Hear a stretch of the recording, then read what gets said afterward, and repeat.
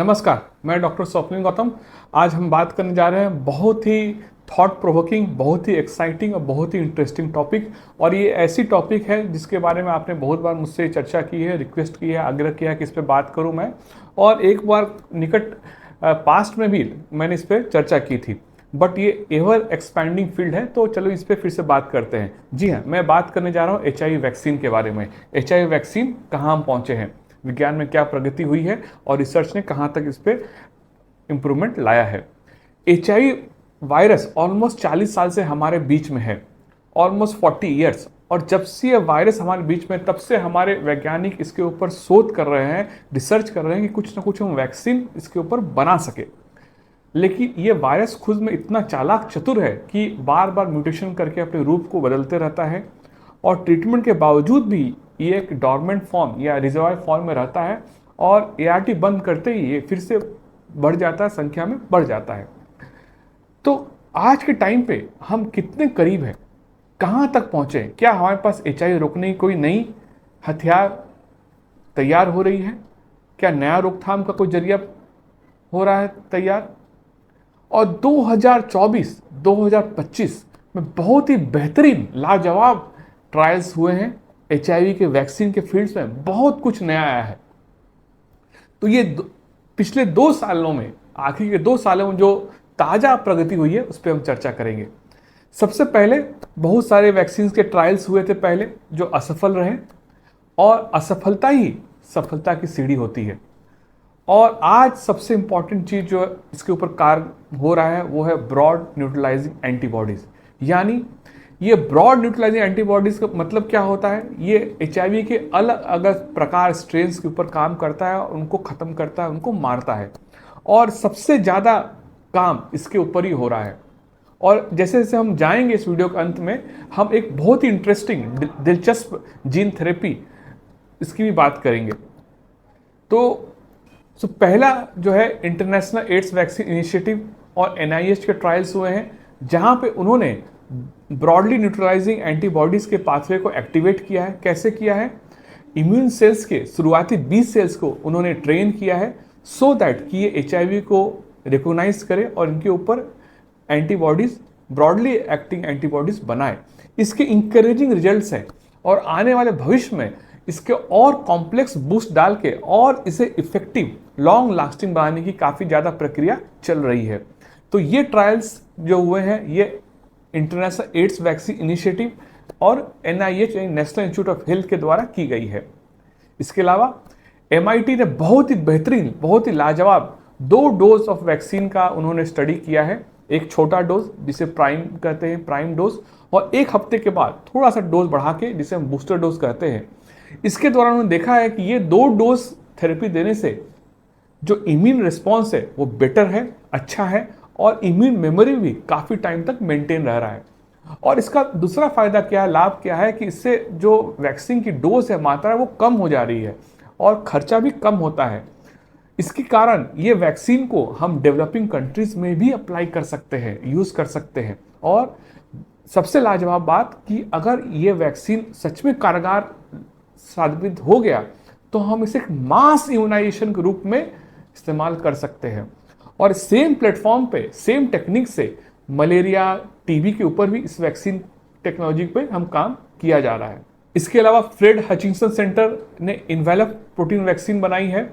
Envelope protein vaccine, जिसमें उन्होंने HIV के इन्वेलप प्रोटीन का स्टेबलाइज्ड फॉर्म 3D में यूज़ किया है और इससे एक इम्यून रिस्पॉन्स जनरेट करने की कोशिश की है।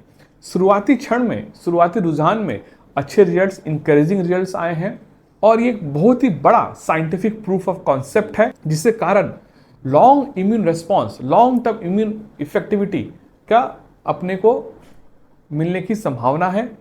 और इसमें डुअल एडजुवेंट सिस्टम यूज़ कर रहे हैं, जिससे कारण इम्यूनिटी रिस्पॉन्स में बेटर होगा।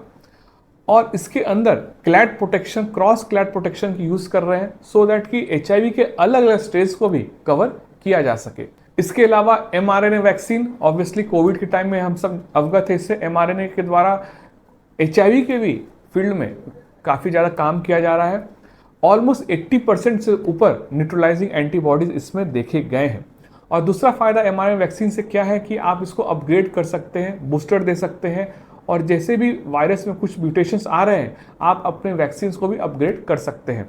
तो mRNA वैक्सीन भी एवर एक्सपेंडिंग पार्ट है, रिसर्च का पार्ट है, और HIV वैक्सीन में ये भी कारगर साबित हो सकता है। इसके अलावा एक प्रेप वैक ट्रायल हुआ था अफ्रीका में, जिसमें उन्होंने 2 वैक्सीन का कॉम्बिनेशन और प्री एक्सपोजर प्रोफाइलैक्सिस का कॉम्बिनेशन यूज़ किया था HIV रोकने के लिए। बट इसमें ये पता चला, और इस ट्रायल को रोकना पड़ा क्योंकि उन्हें पता चला कि वैक्सीन की वजह से HIV की ट्रांसमिशन को रोक नहीं पा रहे हैं। ये एक असफलता ही थी। बट ओवरऑल असफलता ही सफलता की कुंजी होती है।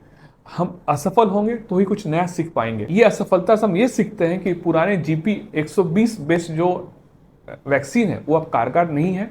अब हमारा केंद्र ब्रॉडली न्यूट्रलाइजिंग एंटीबॉडीज या टी सेल एक्टिवेशन की तरफ ही रहना चाहिए। इसके अलावा सबसे बेहतरीन जो मैं हमेशा चर्चा करता हूँ, लेनाकापाविर, जो प्रोटेक्शन देता है ऑलमोस्ट 96% प्री एक्सपोजर प्रोफाइलैक्सिस के लिए।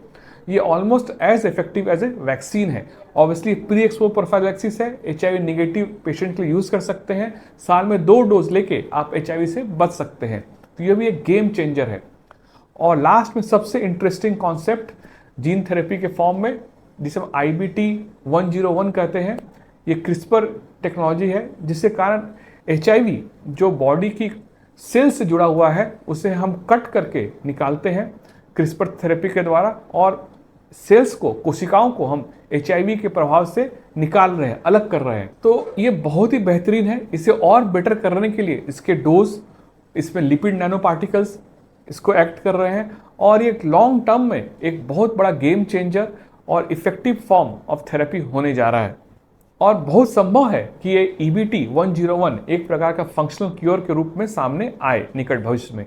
तो अभी तत्काल, जैसा मैंने कहा, mRNA एक मोड है जिस पे हम काम कर रहे हैं, T cell activation, broadly neutralising antibodies और जीन थेरेपी। ये 4-5 फील्ड है जिसके ऊपर बहुत अच्छा और सटीक काम हो रहा है।